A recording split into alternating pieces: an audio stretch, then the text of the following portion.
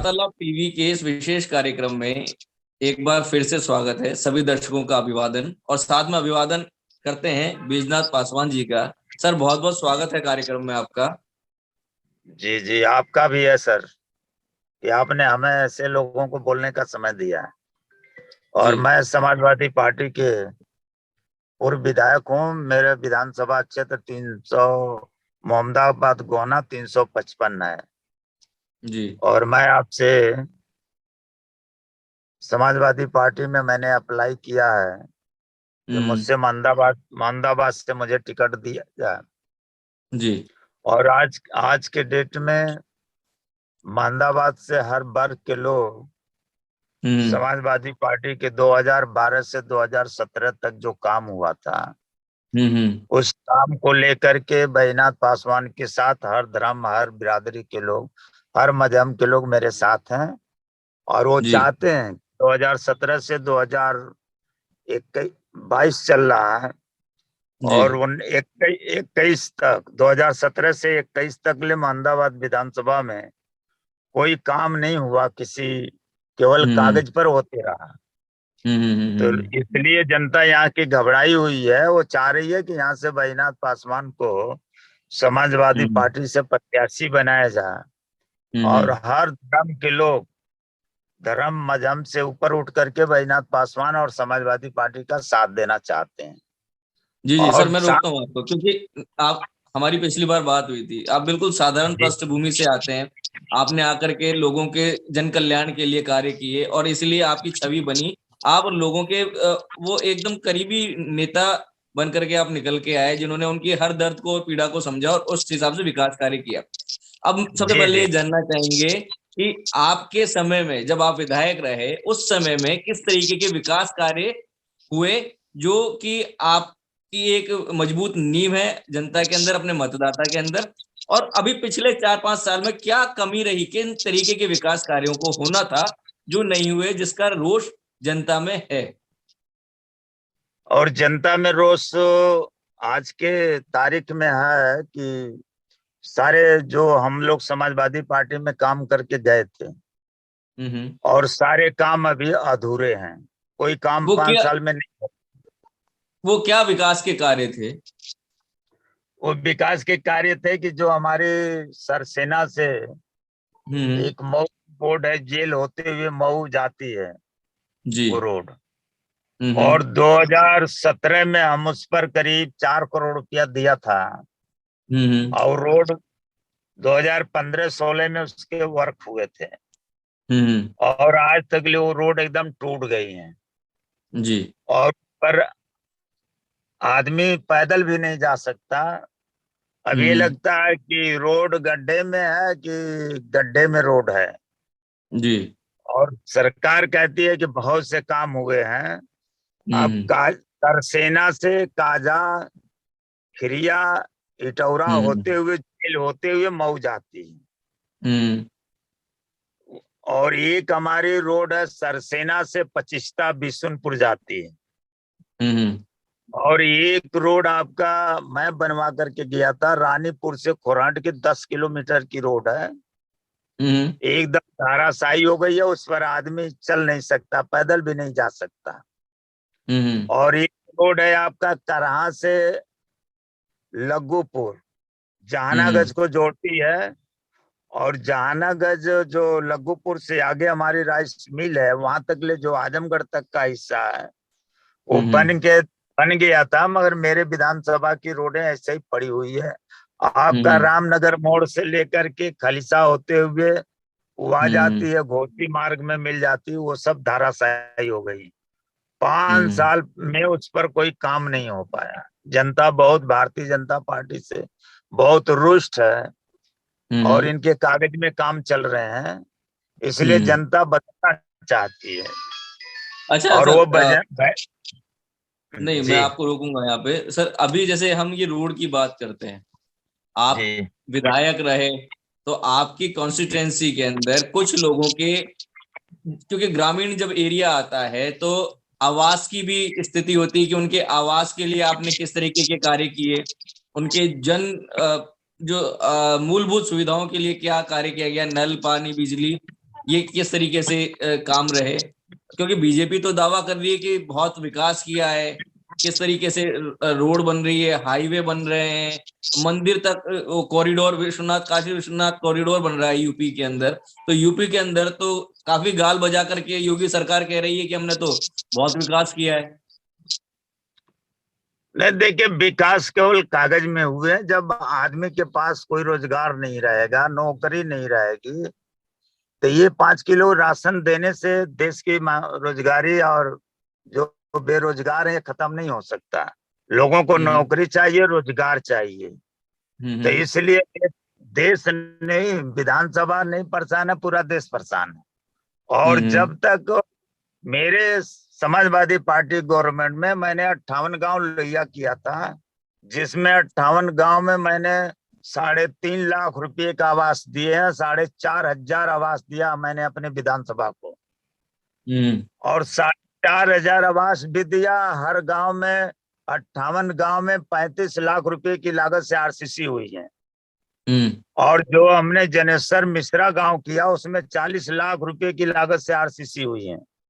हम्म और प्रधानमंत्री आवास योजना जो गांव में कह रहे हैं कि हमने छप्पड़ में रहने वाले लोगों को हमने छत दे दिया, हम्म उनसे, प्रधानमंत्री जी से, उनके पार्टी के लोगों से, उनके हम्म कार्यकर्ताओं से मैं पूछना चाहता हूं कि जब आपके 2017 से 2021 तक जब बालू का रेट 800 फुट से लेके 1,000 फुट बालू का रेट आपने 1,10,000 रुपये का दिया, तो 1,20,000 के आवास आपका बनवा के गरीबों में रखेंगे। जी। आपने तो बहुत बड़ी बात करते हैं कि हमने मड़ई छत दे दी। आपने जितनी हम्म लेटरिन बने उसकी भी आप डोरा बहुत पीटते हम्म हैं। उसमें बकरी आती है, उसमें गोहरे रखे जाते हैं। जो लोग लकड़ी से खाना बनाते हैं उसमें रखे जाते हैं। नहीं और तो आप एक, लकड़ी से खाना भी, प्रधान को गैस वाली सुविधा भी दी कि किया है उन्होंने, गैस चूल्हा भी दिए प्रधानमंत्री जी ने।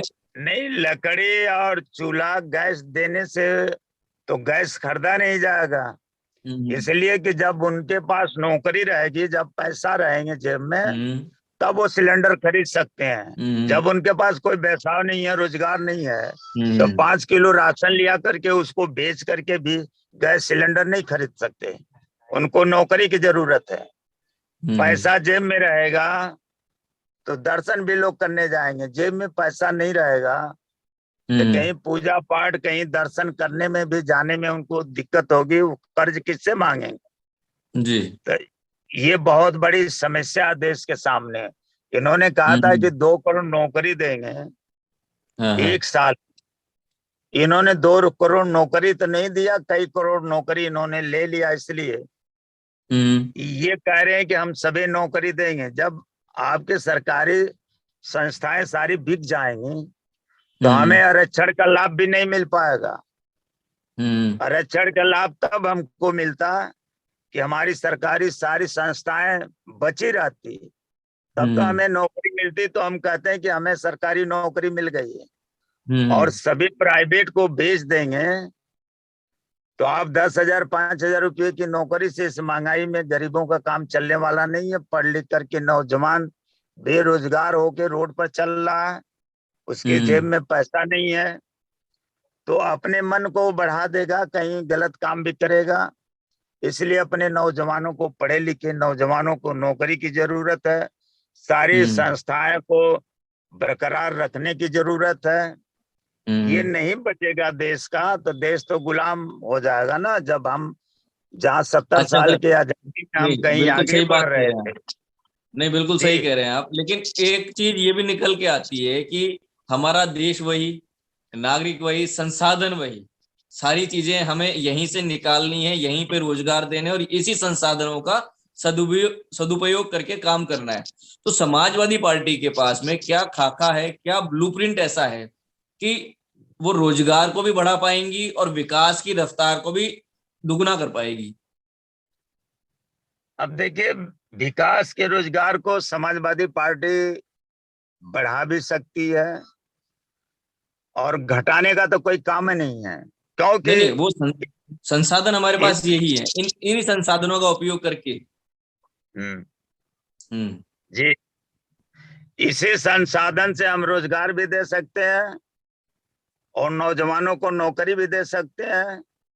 हम्म। जब हम छोटे छोटे उद्योगों को गांव में चलाएंगे, शहर में चलेंगे, तो हम्म। उत्तर प्रदेश इस देश में सबसे बड़ा उत्तर प्रदेश हमारा है।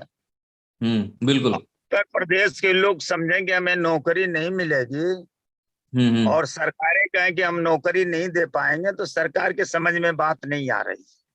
हम हम्म। इसी संसाधन में नौकरी भी दे देंगे, व्यवस्था भी हम्म। सुधार देंगे, लोगों को हम्म। कन्या विद्या धन से लेके शिक्षा से लेके दवाई तक ले हम सारी व्यवस्था उत्तर प्रदेश से हम्म। ही कर सकते हैं। उत्तर प्रदेश में बहुत कुछ है देने जी का, नौकरी भी देने का। जी। ऐसा अच्छा नहीं है सर, कि उत्तर मैं प्रदेश नहीं, बहुत। मैं रोकता हूँ एक सेकेंड, आपसे क्षमा चाहता हूँ, मैं रोक रहा हूँ आपको कि उत्तर प्रदेश अपराध में भी ज्यादा माना गया कि साहब, लेकिन योगी सरकार कहती है कि उनके आने के बाद में अपराध कम हुआ। अपराध और दूसरा भ्रष्टाचार, अगर ये चीज भी खत्म होती है तो बहुत सारी रोजगार के ऑप्शन आएंगे और बहुत विकास की जो रफ्तार है वो भी आगे हो पाएगी।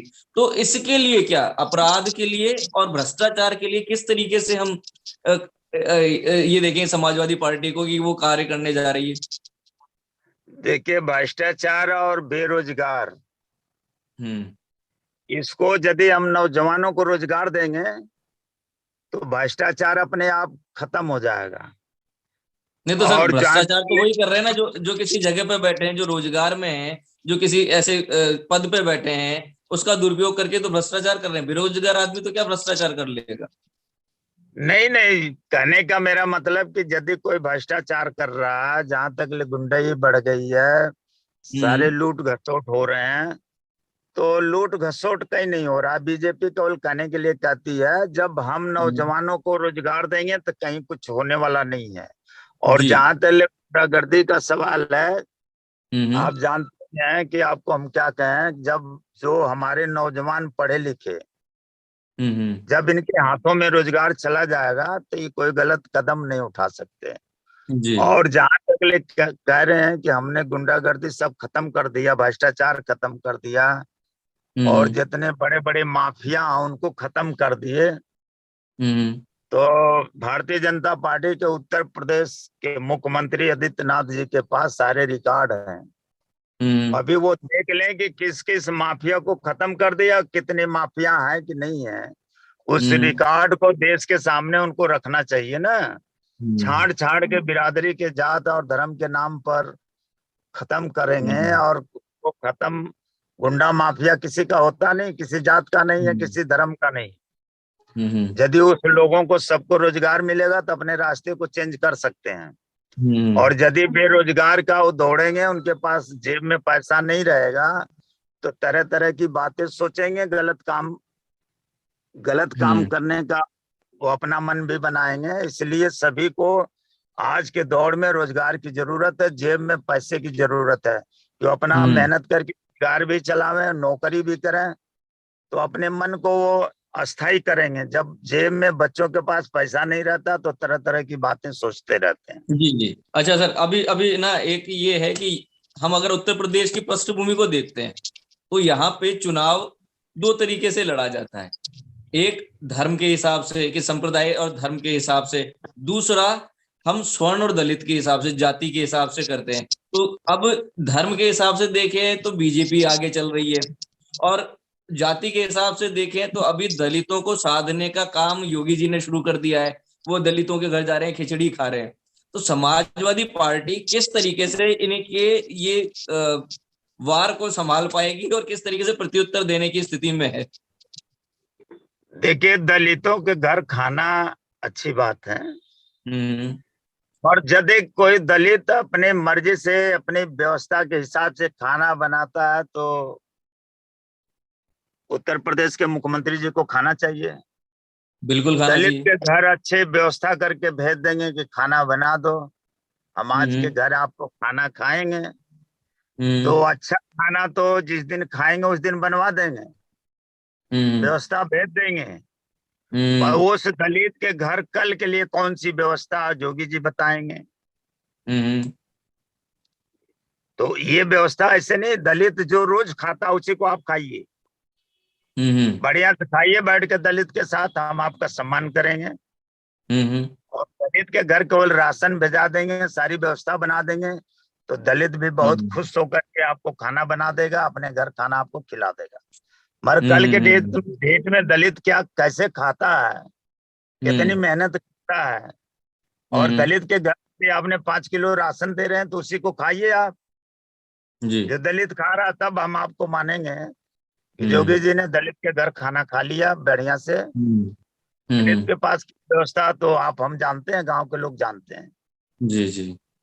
हाँ। अच्छा सर, एक चीज और, अभी हम क्योंकि इतनी देर से बात कर रहे हैं आपसे, ये मेरा आखिरी सवाल है समय की अल्पता को लेकर के भी, कि अभी जब बात करते हैं तो आप बिल्कुल समाजवादी पार्टी के साथ में जुड़ करके समाजवादी पार्टी के कर्मठ कार्यकर्ता की तरह से आप बात कर रहे हैं, लेकिन एक अफवाह ये भी चल रही है कि आप पासवान साहब आप बीजेपी को ज्वाइन करने वाले हैं, और ये क्या अफवाह का दौर, ये कैसे शुरू हुआ? ये देखिए, कुछ ऐसे नेता हैं जो जी। भरमाते रहते हैं कि बैजनाथ पासवान को समाजवादी पार्टी से टिकट न मिल पाओ तो हमारी सीट निकल जाएगी। आज के डेट में बीजेपी और बहुजन समाज पार्टी नहीं चाहती कि बैजनाथ पासवान को टिकट मिले। और मैं जिंदे समाजवादी पार्टी छोड़ करके थोड़ी जा सकता हूँ। समाजवादी पार्टी मेरे लिए, मैं जब कुछ लायक नहीं था तब माननीय मुलायम सिंह यादव मुझको 2000 में टिकट दिया, बिना बुलाए घर भेज दिए। लोग गलत फहमी के शिकार हैं, जो कहते हैं वो अपना उल्लू सीधा करने में लगे हुए हैं। तो बैजनाथ पासवान इतना बेवकूफ नहीं है कि उनका उल्लू सीधा करने देगा। आज तक ले हम समाजवादी पार्टी को छोड़ करके किसी के दरवाजे झांकने नहीं गए, ना झांकते हैं। हम उस दिन को भी देखे हैं जब हम पद पर रहे, तो बहुत लोगों ने बहुत बड़ी बड़ी लालचें दी है। मैंने बैजनाथ पासवान सिंगल घूमते रहे, और किसी के खाते में जाने वाले नहीं है बैजनाथ पासवान। पासी बिरादरी के लोग बहुत तो अकल के तेज भी हैं, अकड़ भी बहुत है, वो जानते हैं कहाँ हमको धोखा मिले। ये भारतीय जनता पार्टी जुमले वाले लोग हैं, ये चाहते हैं कि बैजनाथ पासवान को ऐसे घुमा देंगे तो बैजनाथ पासवान बहकावे में नहीं आएंगे, मगर बैजनाथ पासवान भारतीय जनता पार्टी के लोगों को बहकावे में डाल देंगे, मगर हमें वो बहकावे में नहीं डाल सकते। जी जी। तो हाँ। वार्तालाप टीवी के दर्शकों को हम बता दें कि मंतव्य जो है पासवान साहब का वो बिल्कुल साफ है। समाजवादी पार्टी उनके रग में दौड़ती है, समाजवादी पार्टी के वो एक कर्मठ कार्यकर्ता हैं, और समाजवादी पार्टी के झंडे तले वो चुनाव लड़ने की तैयारी कर रहे हैं। साथ में एक आम पृष्ठभूमि से आते हैं, बिल्कुल हर तबके के, जाति विशेष नहीं है, हर आम आदमी, चाहे वो दलित है चाहे स्वर्ण हो, सबको साथ में लेकर के काम करने की वो हिम्मत रखते हैं, जज्बा रखते हैं, और सभी का विकास वो चाहते हैं। सर, आप हमारे कार्यक्रम में आए, आपने समय दिया, उसके लिए बहुत बहुत धन्यवाद आपका। और उम्मीद करते हैं एक बार आपको फिर विजयी रथ के साथ में हम देखें, समाजवादी पार्टी के साथ में, और जब भी अब अगली मुलाकात हो तो एक विजयी योद्धा के रूप में आपसे मुलाकात हो। बहुत बहुत धन्यवाद सर। धन्यवाद।